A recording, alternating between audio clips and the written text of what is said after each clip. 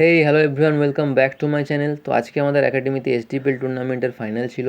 তো যেহেতু আমি এই টুর্নামেন্টে আম্পায়ারিংয়ের দায়িত্বে আছি, তাই ভোরবেলাতে মোটামুটি 4:30টার সময় বাড়ির থেকে আমি বের হয়ে যাই।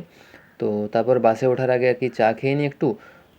তো 6:30টার মধ্যে আমি গ্রাউন্ডে পৌঁছে যাই, গিয়ে একটু পিচের মার্কিং এবং অন্যান্য ক্ষেত্রে যে সমস্ত সেট আপগুলো ছিল সেগুলো করতে একটু হেল্প করে দিই। আগের দিন বিকেলে একটু বৃষ্টি পড়েছিল, তো সেই কারণে পিচ এবং মাঠ দুটোই ভিজেছিল।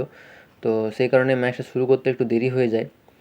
তো পিচের কাজ মোটামুটি শেষ হয়ে যাওয়ার পর, মানে মার্কিং বা অন্যান্য ক্ষেত্রে যে সমস্ত কাজগুলো ছিল সেগুলো শেষ হয়ে যাওয়ার পর টস এবং জাতীয় সঙ্গীত হয়। তো আমি যেহেতু আম্পায়ার ছিলাম, তাই ড্রেস করে আমিও সেখানে যাই। তো আজকের ফাইনাল ছিল এসটি সুপার কিংস বনাম এসটি নাইটসের মধ্যে। তো বলে রাখি, এটা 5টা দলের খেলা ছিল। যে দুটো দল টপ টুতে ছিল তারা ফাইনাল খেলছে। তো এসটি সুপার কিংস টসে জেতে এবং তারা ব্যাট করার সিদ্ধান্ত নেয়। তো টস হয়ে যাওয়ার পর আর আধ ঘন্টা মতো ব্রেক ছিল। তো সেই ব্রেকে পেট পুজো তো করতেই হবে।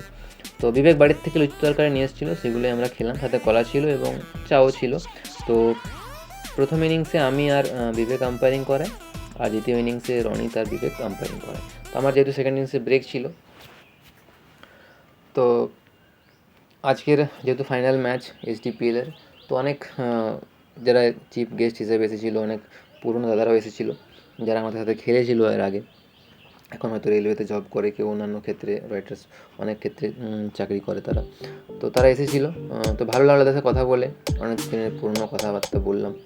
তো দেখতে পাচ্ছ বাচ্চাদের জন্য অনেক পুরস্কার ছিল এই টুর্নামেন্টে। Best batsman, best bowler, best wicket keeper, emerging player, highest 6 hitter, highest 4 hitter, কেউ 100 করলে, কেউ 5 উইকেট নিলে, এই সমস্ত অনেক ধরনের পুরস্কার ছিল বাচ্চাদের জন্য। তো এই টুর্নামেন্টে এই বছর আমাদের ক্যাম্পে প্রথম স্টার্ট হয়েছে এসটিপিএল আন্ডার 13 টুর্নামেন্ট। তো 5টা দলের খেলা ছিল। তো বেশ ভালো লাগলো, বাচ্চাদের জন্য আরও বেশি করে মানে ম্যাচের সুযোগ বাড়ছে। তো এগুলো যত বেশি করে হবে তত বাচ্চারা সুযোগ পাবে এবং তাদের নিজেদের ট্যালেন্টটাকে আর কি মেলে ধরতে পারবে। তো এসটি সুপার কিংস প্রথমে ব্যাটিং করে এবং তারা নির্ধারিত 20 ওভারে 101 রান করে। আর এসটি নাইটস সেই রানটা চেস করে দেয়, 14 ওভারে চেস করে দেয় সেই রানটা 4 উইকেটের বিনিময়ে। তো এখানে আমাদের লাইভ চলছিল যে ম্যাচটা, সেই ক্যামেরার থেকে। তো যদি তারপর আর কি ম্যাচ জিতে যাওয়া, মানে ম্যাচ তারা জিতে যাওয়ার পর প্রাইজ ডিস্ট্রিবিউশন সেরেমনি হয়। তো সেখানে প্রত্যেক প্লেয়ারদের পুরস্কৃত করা হয় এবং ক্যাশ প্রাইজও ছিল। তো যেমন কি যারা যে সমস্ত দলগুলি কোয়ালিফাই করেন তাদের জন্য পুরস্কার ছিল, তাদেরকেও মেডেল দেওয়া হয়। তো ভিডিওটা কেমন লাগলো তোমাদের? তো যারা নতুন তারা অবশ্যই চ্যানেলটা সাবস্ক্রাইব করো, চ্যানেলের পাশে থেকো।